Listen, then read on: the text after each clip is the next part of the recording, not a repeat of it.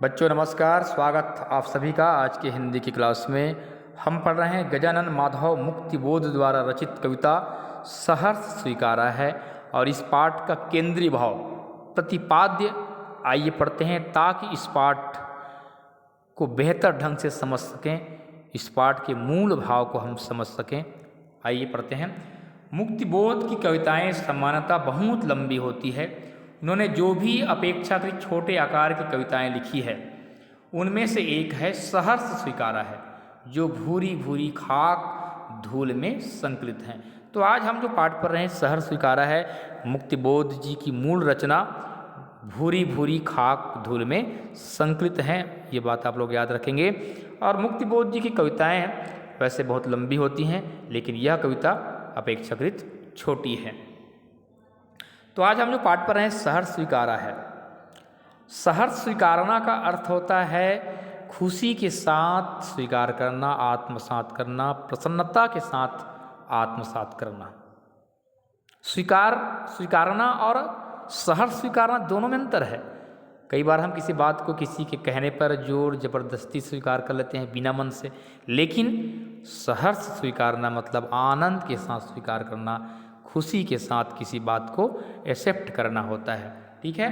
तो मुक्तिबोध जी कहते हैं कि मैं अपने जीवन में, अपने ज़िंदगी में मुझे जो भी प्राप्त हुआ, मेरे जीवन में जैसे भी स्थिति परिस्थिति निर्मित हुई, मुझे दुख मिला, सुख मिला, आशा निराशा, लाभ हानि, उपलब्धि उपेक्षा, जो भी मुझे जीवन में प्राप्त हुआ है, जैसे भी स्थिति मेरे जीवन में निर्मित हुआ, मैं उसे खुशी के साथ आत्मसात किया हूँ, आनंद के साथ मैं स्वीकार किया हूँ।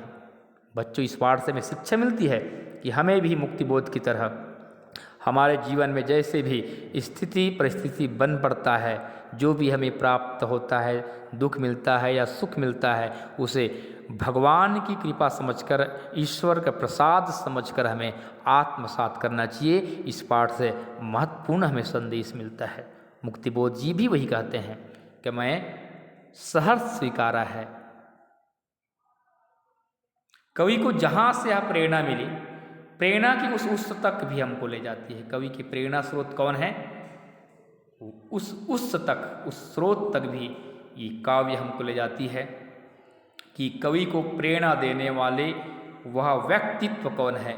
उस विशिष्ट व्यक्ति या सत्ता के इसी सहजता के चलते उसको स्वीकार किया था, कुछ इस तरह स्वीकारा और आत्मसात किया था कि आज तक वह सामने नहीं भी है तो भी आसपास उसके होने का एहसास है। तो जो प्रिय व्यक्ति होता है वह हमारे पास है कि नहीं, इसका कोई फर्क नहीं पड़ता है, लेकिन उनकी जो प्रेरणा है हमें मिलती रहती है, उनकी कृपा हमें प्राप्त होती रहती है। कवि भी यही कहता है। यह काव्य कवि ने अपने प्रिय को संबोधित करते हुए लिखा है, लेकिन कवि का प्रिय कौन है? जिन्होंने कवि के जीवन को, संपूर्ण जीवन को आलोकित किया, प्रकाशित किया, कवि ने इस काव्य में स्पष्ट नहीं किया है, लेकिन वह कवि के लिए बहुत महत्वपूर्ण है। उस प्रिय को संबोधित करते हुए कवि कहते हैं कि मुस्काता चांद जो धरती पर सत रात भर, मुझ पर त्यों तुम्हारा ही खिलता वह चेहरा है। हे प्रिय, तुम्हारा चांद के समान जो चेहरा है, उसका आलोक, उनका प्रकाश मुझ पर उसी प्रकार से पड़ रहा है जिस प्रकार से आसमान में चांद उपस्थित होकर के रात भर धरती को स्निग्ध करती है, अपने रजत प्रकाश से आलोकित करती है, प्रकाशित करती है। विस्तृत व्याख्या अभी हम समझेंगे, इस पाठ में है। चूंकि यह एहसास आप्लावनकारी है और कविता का मैं उसकी भाव प्रवणता के निजी पक्ष से उबरकर सिर्फ विचार की तरह उसे जीना चाहता है। कवि विचार की तरह जीना चाहता है। कवि अपने प्रिय के प्रेम में सराबोर हो चुका है। आप्लावनकारी मतलब वो डूब गए हैं, लेकिन वहाँ से वो बाहर निकलना चाहता है। क्यों? क्योंकि वह बृहत्तर विश्व की गुत्थियाँ सुलझाने में उसकी मदद करेगी। कवि के मन में जो एक आकांक्षा है, इच्छा है संसार के लिए, उस संसार की समस्या को कवि सुलझाना चाहता है। जब तक मैं अपने प्रिय के प्रकाश में रहूँगा शायद मैं वह काम नहीं कर पाऊँगा। इसलिए अपने प्रिय के प्रेम से कवि बाहर निकलना चाहता है। कवि का प्रिय कौन है स्पष्ट नहीं है। वह दिवंगता माँ भी हो सकती है, पत्नी भी हो सकती है, बहन या सहचरी कोई भी हो सकती है। सहज स्नेह की उष्मा जब विरह में अग्निशिखा से उद्दीप्त हो उठी है, अग्नि की लपेटों के तरह उद्दीप्त हो उठी है। क्या? सहज स्नेह की उष्मा। कवि अपने प्रेम, अपने प्रिय के प्रति जो सहज स्नेह है कवि का, और उनके प्रिय के भी सहज स्नेह है, वह अब अग्नि की शिखा के समान उद्दीप्त हो उठी है। थोड़ी थोड़ी सी निसंगता भी एकदम से जरूरी हो आई है। हमेशा साथ ठीक नहीं होता है। कवि साथ छोड़ना चाहता है। कवि अपने प्रिय के प्रेम से बाहर निकलना चाहता है। वह चाहने लगा है मोह मुक्ति। अपने प्रिय के प्रेम से, मोह से कवि मुक्ति चाहता है।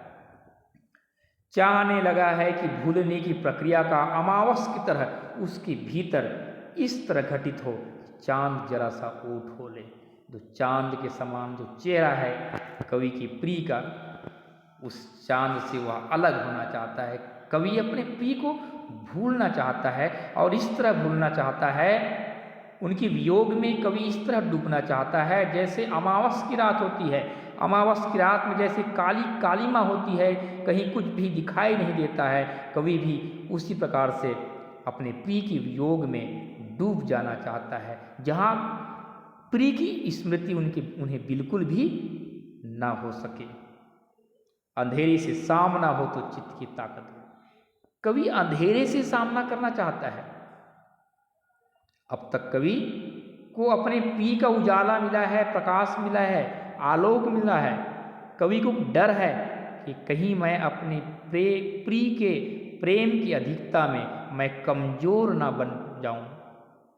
इसलिए अंधेरे से, मुसीबतों से, चुनौतियों से सामना करना चाहता है कवि।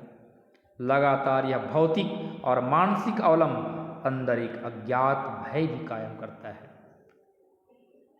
प्रिय का हमेशा जो सहारा कवि को मिल रहा है, वो कवि को एक अज्ञात भय भी कायम करता है कि कहीं मैं प्रिय के बिना भी अपने मार्ग में आगे बढ़ सकता हूँ कि नहीं, अपने लक्ष्य को प्राप्त कर सकता हूँ कि नहीं। ममता के बादल की मंडराती कोमलता क्योंकि भीतर पिराती है, बहलाती सहलाती आत्मीयता बर्दाश्त नहीं होती है। कवि अपने प्रिय को संबोधित करते हुए कहता है कि हे प्रिय, ममता के बादल की मंडराती कोमलता क्योंकि भीतर पिराती, तुम्हारा जो अब तक मुझे ममत्व मिला है, स्नेह मिला है, ये मुझे अब अंदर से दर्द देने लगी है। बहलाती सहलाती आत्मीयता बर्दाश्त नहीं होती। तुम्हारा इस प्रकार से बहलाना, सहलाना, कोमलता का एहसास कराना, आत्मीयता प्रकट करना मुझे बर्दाश्त नहीं हो पा रही है। दृढ़ता और तर्जन्य कठोरता भी बड़े मानव मूल्य है। अपने जीवन में हमें दृढ़ बनना पड़ेगा, और संसार की जो कठोरता है उसे भी हमें अपनाना पड़ेगा। ये मानव मूल्य है। इसलिए भूल जाना भी एक कला है।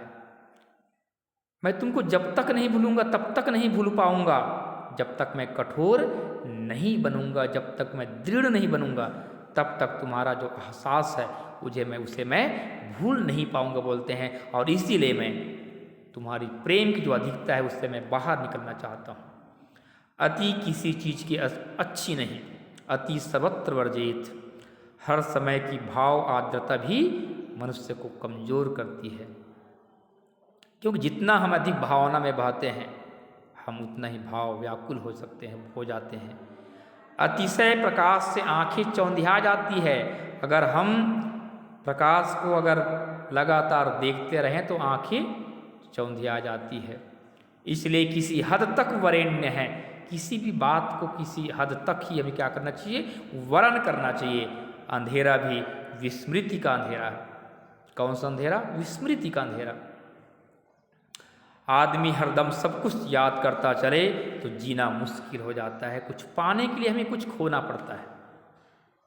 बार बार याद करना ठीक नहीं होता है। जब तक हमारे मन में त्याग की भावना नहीं होगी, हम उस लक्ष्य को प्राप्त नहीं कर सकते।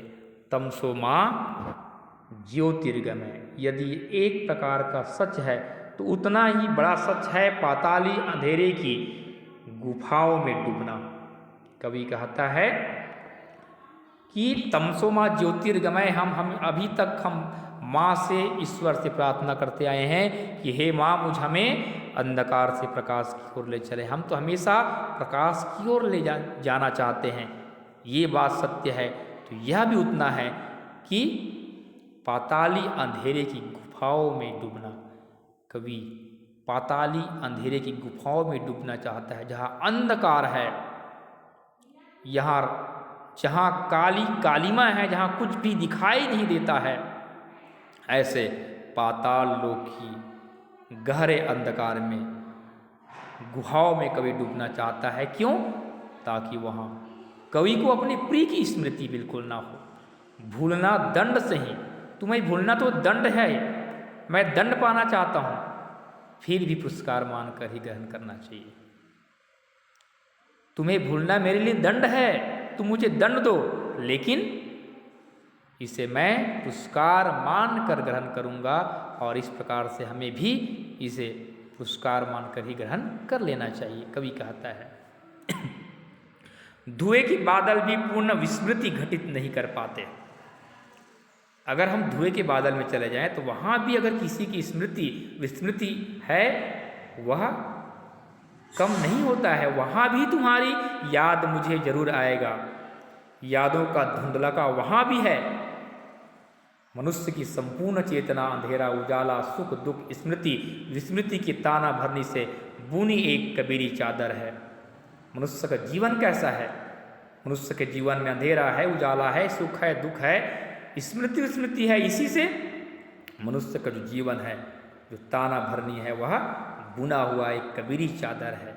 जिस प्रकार से कबीरदास जी कहते हैं, मनुष्य जीवन को परिभाषित किए हैं, जिसे आत्मा चारों ओर से यानी संपूर्णता में लपेट लेना चाहती है। आत्मा की यही चाहत होती है। जीवन का निष्कर्ष यही है कि वह किसी का नहीं, क्योंकि सब उसकी परछाई है। हमारा जीवन है वो सब उस प्रिय की परछाई है, आत्मा की परछाई है। उनके बिना तो हमारा जीवन है उसका एक पत्ता भी नहीं हिल सकता है। अर्थात जो ईश्वर है, जिनका भी कृपा हम पर प्राप्त है, उनके बिना हमारा जो जीवन है वह नहीं चल सकता। उनकी प्रत्यक्ष या अप्रत्यक्ष रूप से कृपा हमारे जीवन में होती ही है। प्रश्न यहाँ यह उठता है कि वह है कौन? कवि को प्रेरणा देने वाले वह कौन है? दिवंगता माया प्रिया, बेहतर जीवन दर्शन जो ईश्वर निरपेक्ष होता हुआ भी उतना ही सर्वव्यापी और आप्लावनकारी है जितना कबीर के राम या वर्ष वर्ष की मातृवना प्रकृति। तो कबीर के राम, जैसे कबीर की सोच है कि कबीर के राम के अनुसार ईश्वर का वास घट घट में है, कण कण में है। और तुलसीदास जी भी यही कहा, हरिव्यापक सर्वत्र समाना। इंग्लैंड के जो कवि हैं, वर्ड्सवर्थ की मातृमना प्रकृति, प्रकृति माँ है और इस प्रकृति का जो प्रेम है, प्रकृति का जो कृपा है, वो सभी मनुष्य पर होती है। तो इस प्रकार की भावना कवि के मन में है। यह गुत्थी ना भी सुलझे तो भी कविता अपनी मर्म स्पर्शिता और द्वंद्व विहलता के कारण उतनी ही संगत और विशिष्ट है। तो कवि को प्रेरणा देने वाले कौन है यह मायने नहीं रखता, लेकिन उनकी जो कृपा है, उनकी जो अनुभूति है, प्रेरणा है, वह कवि के जीवन में है। साधक और साध्य की एकात्मता, तेरा तुझको सौंपता क्या लागे है मोर। ये दोहा आप लोग पढ़े हैं, मेरा मुझ में कुछ नहीं, जो कुछ है सब तोर, और तेरा तुझको सौंपते क्या लागत है मोर। इस प्रकार की भावना निरह अहंकार विनय पारंपरिक साहित्य से इतर यानी आधुनिक कविता में कम ही दिखाई देता है। लेकिन इस कविता में, मुक्तिबोध जी की कविता में इस प्रकार की तेरा तुझको सौंपता क्या लगा है मोर की भावना परिणित हुआ है कि सब कुछ ईश्वर का है और ईश्वर को हमें, क्योंकि सब कुछ ईश्वर का दिया हुआ ही जीवन है, तो इस जीवन को ईश्वर के चरणों में सौंप देने में हमें कोई दिक्कत नहीं होना चाहिए। और जो भी हमें इस जीवन में प्राप्त हो रहा है, जैसे भी स्थिति निर्मित हो रहा है, उसे हमें आत्मसात करना चाहिए, सहर्ष स्वीकारना चाहिए।